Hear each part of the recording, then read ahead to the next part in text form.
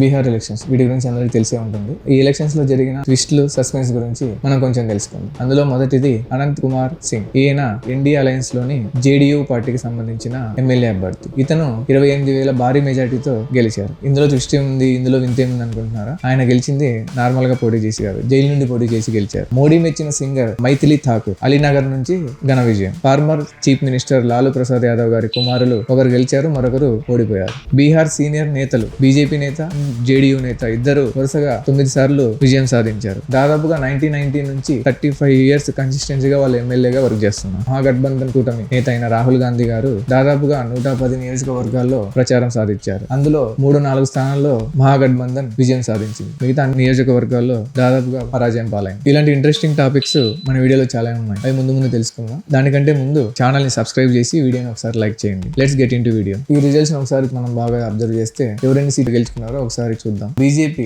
89 సీట్లు గెలుచుకోగా జేడీయూ నితీష్ కుమార్ గారి పార్టీ 80 సీట్లు గెలుచుకుంది. ఎల్జేపీ లోక్ జనతా శక్తి పార్టీ చిరాగ్ పాస్వాన్ గారి ఆధ్వర్యంలో ఉంది. ఆ పార్టీ 29 స్థానాల్లో పోటీ చేసి 19 సీట్లు గెలుచుకున్నారు. ఇంకా హెచ్ఏఎం 5, రిమైనింగ్ ఇంకో పార్టీ అలయన్స్ లోని పార్టీ 4 సీట్లు గెలుచుకుంది. ఇంకా అపోజిషన్ లోని మహాగఠబంధన్ పార్టీ కాంగ్రెస్ నేతృత్వంలోనిది. అందులో ఆర్జేడీ లాలూ ప్రసాద్ యాదవ్ గారి కొడుకు తేజస్వి యాదవ్ గారి పార్టీ 27 స్థానాల్లో విజయం సాధించగా కాంగ్రెస్ 6 స్థానాల్లో గెలుపొందింది. ఇక్కడ అబ్జర్వ్ చేయాల్సిన విషయం ఏంటంటే ఏఎంఎం పార్టీ 4 సీట్లు కైవసం చేసుకుంది. తేజస్వి యాదవ్ గారి ఆర్జేడీ పార్టీ 24 సీట్లు కైవసం చేసుకుంది. ప్రతి ఎలక్షన్ రిజల్ట్స్ తర్వాత ఓట్ షేరింగ్ ఎంత పర్సెంటేజ్ జరిగిందో చెక్ చేయడం అది కామన్ గా జరిగే విషయం. ఈ ఎలక్షన్ తర్వాత కూడా అదే చర్చలోకి వచ్చింది. అందులో మొదటిది ఆర్జేడీ తేజస్వి యాదవ్ గారి పార్టీ మిగిలిన పార్టీల కంటే ఎక్కువగా ఓట్ షేరింగ్ ఉన్నప్పటికీ ఈ ఎలక్షన్స్ లో చాలా ఘోరంగా తక్కువ సీట్లకే పరిమితమైంది. సో ఇప్పుడు ఆ ఓట్ షేరింగ్ లోని డిఫరెన్సెస్ మనం ఒకసారి తెలుసుకుందాం. ఆర్జేడీ పార్టీ ఓవరాల్ గా 23.2% ఓట్ షేరింగ్ చేసుకోగా బీజేపీ పార్టీ 20.7%,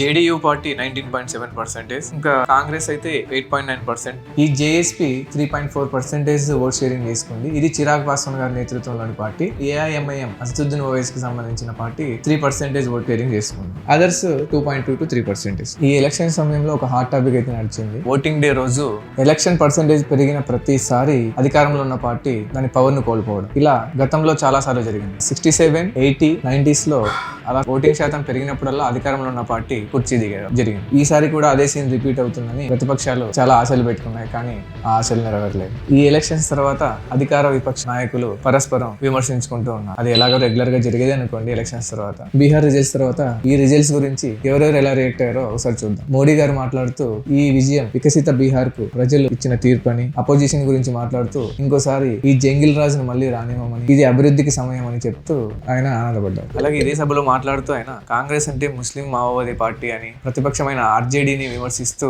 మీరు ఎంవై అంటే ముస్లిం యాదవ్ అనే పాలిటిక్స్ చేస్తే మేము ఎంవై మహిళలు యూత్ అనే పాలిటిక్స్ తో విజయం సాధించామని ఆయన చెప్పారు. తర్వాత ఇంకొక కేంద్ర మంత్రి అయిన గిరిరాజ్ గారు మాట్లాడుతూ ఇది అరాచక పాలనకి ముగింపు అని, ఇలాంటి అరాచక ప్రభుత్వాలే బెంగాల్లోను తమిళనాడులో ఉన్నాయని, ఫ్యూచర్ లో జరిగే ఎలక్షన్స్ లో ఇదే సీన్ రిపీట్ అవుతుందని ఆయన అన్నారు. గిరిరాజ్ గారి మాటలకు కౌంటర్ గా మమతా బెనర్జీ నేతృత్వంలోని టీఎంసీ పార్టీ రియాక్ట్ అవుతూ ట్విట్టర్ లో ఒక పోస్ట్ చేశారు. నీటి అడుగున కుర్చీలో కస్తిపంజరం కూర్చున్న ఫోటోను షేర్ చేస్తూ మీరు కలలు కంటూనే ఉండాలి, అది జరగదు అనే ఉద్దేశం వచ్చేలాగా వాళ్ళు పోస్ట్ చేశారు. అంటే మీరు కలలు కంటూనే ఉండండి, మేము గెలుస్తూనే ఉంటాం అనే వర్డ్ అక్కడ మీనింగ్ వచ్చేలాగా పోస్ట్ చేశారు. ఈ గిరిరాజ్ గారి మాటలకు యూపీ ప్రతిపక్ష నేత అఖిలేష్ యాదవ్ గారు స్పందిస్తూ సార్ ఓట్ చోరీ పేరుతో మీరు బీహార్ లో ఆడిన నాటకాలు నడుస్తాయేమో గానీ యూపీలో, బెంగాల్లో, తమిళనాడులో మీ ఆటలు మేము సాగనివ్వము, అప్పటికి మేము ఇంకా చాలా గట్టిగానే ప్లాన్ చేసుకుంటామని, సో మా గెలుపుకు కావాల్సిన గ్రౌండ్ వర్క్ ఎప్పటి నుంచి స్టార్ట్ చేసుకుంటామని ఆయన చెప్పారు.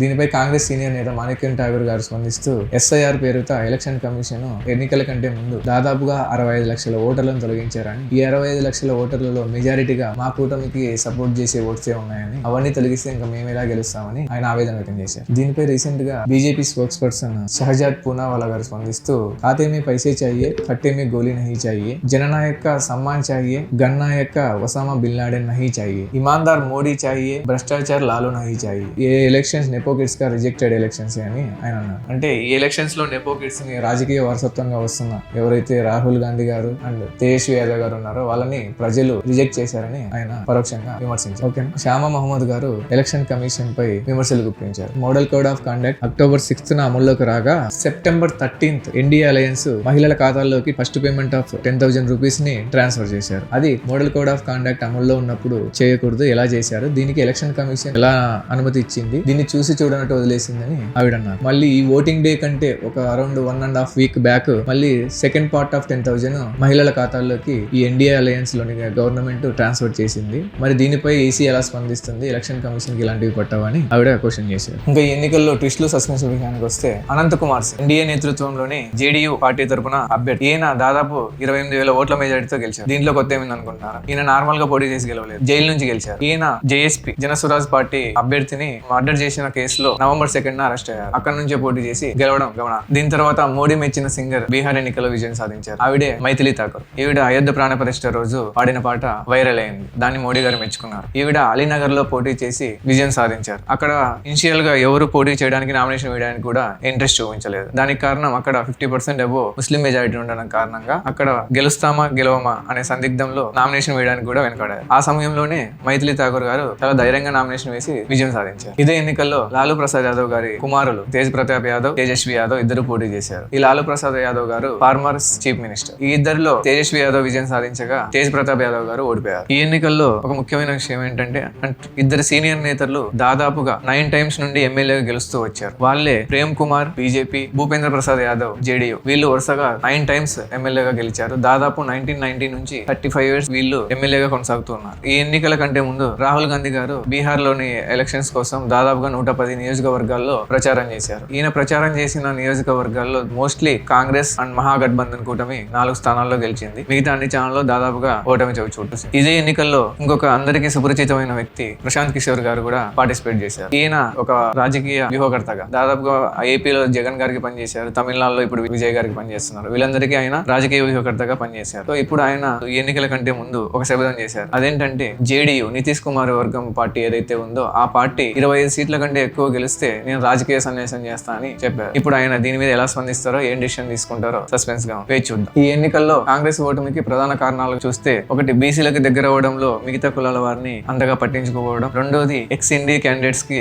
సీట్స్ ఇవ్వడం ప్రధాన కారణంగా కనిపిస్తుంది. ఈ ఎన్నికల్లో మాట్లాడుకోవాల్సిన ఇంకొక ముఖ్యమైన వ్యక్తి చిరాగ్ పాస్వాన్. ఈయన 2019 ఎలక్షన్ లో పార్టిసిపేట్ అరౌండ్ గా 140 to 150 సీట్స్ లో పార్టిసిపేట్ చేసి ఒక్క సీట్ గెలిచారు. దాని తర్వాత ఎంపీ ఎలక్షన్స్ లో 5 స్థానాల్లో పోటీ చేసి 5 స్థానాలు గెలిచారు. ఇప్పుడు 2025 ఎలక్షన్స్ లో 29 స్థానాల్లో పోటీ చేసి 19 స్థానాలు గెలిచారు. అర్థమవుతుంది ఏంటంటే కన్సిస్టెన్సీ అనేది ఇంపార్టెంట్. ఎప్పుడు మనం ప్రజల్లో ఉంటే ఈ రోజు కాకపోయినా రేపైనా మనకు విజయం దక్కుతుందని దీన్ని బట్టి మనం అర్థం చేసుకోవచ్చు. ఈ ఎన్నికల్లో ఇంకో ముఖ్యమైన విషయం ఏంటంటే ఎన్డీఏ కూటమి కంటే మహాగఠబంధన్ లోని ఆర్జేడీకే ఓట్ షేరింగ్ ఎక్కువ వచ్చింది. ఆర్జేడీకి అరౌండ్ గా 23.2% ఓట్ షేరింగ్ రాగా బీజేపీకి 20.7 ఓట్ పర్సెంటేజ్ వచ్చింది. జేడీయూ పార్టీకి 19.7% ఓట్ షేరింగ్ రాగా కాంగ్రెస్ కు 8.9% ఓట్ షేరింగ్ వచ్చింది. రిమైనింగ్ జేఎస్పీ, ఏఐఎంఎం అదర్స్ కి 2.2, 3.4% ఓట్ షేరింగ్ వచ్చింది. వీటన్నిటితో కంపేర్ చేస్తే ఆర్జేడీకి ఎక్కువ ఓట్ షేరింగ్ ఉన్నా కూడా తక్కువ స్థానాలకే పరిమితం కావడం ఆశ్చర్యానికి గురి చేసింది. ఈ రిజల్ట్స్ కంటే ముందు ఓటింగ్ డే రోజు ఒక ఆశ్చర్యకరమైన సంఘటన జరిగింది. అదేంటంటే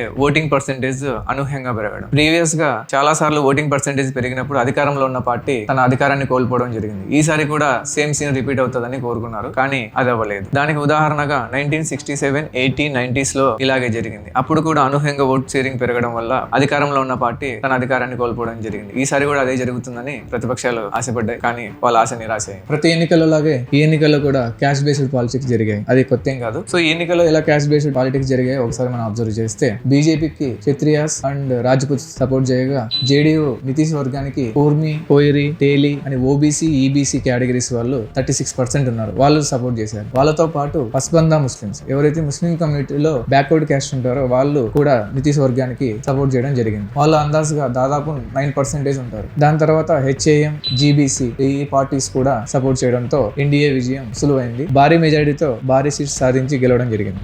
ఎన్డీఏ పొజిషన్ ఇలా ఉండగా అపోజిషన్ అయిన Mahagathbandhan Muslims and Yadav communities మీద ఎక్కువ డిపెండ్ అయ్యి ఓట్స్ కు వెళ్ళడం జరిగింది. అండ్ దాంట్లో ఎంఐఎం పార్టీ వచ్చి 4 స్థానాల నుంచి 5 స్థానాల వరకు ఆ ఓట్స్ ను చీల్చడం ద్వారా ఈ ఎన్నికల్లో మహాగఠబంధన్ పార్టీ చాలా ఘోరంగా పరాజయం చెందింది. 30 సీట్స్ 35 సీట్స్ కు పరిమితమైంది.